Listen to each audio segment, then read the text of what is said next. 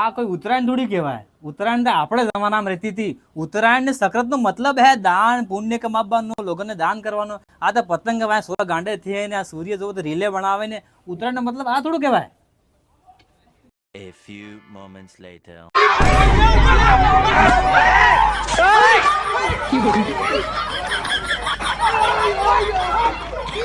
વહેલા ને કોઈ બુણી થઈ નહીં કોણ અડો કોને કે મારોંગા હો એકતા આવી નહીં રીલ.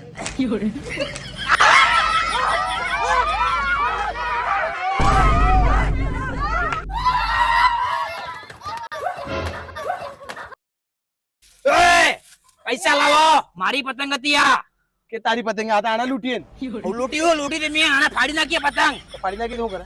પૈસા લાવો. કેવા પૈસા? ને મળે પૈસા તો શું કરે?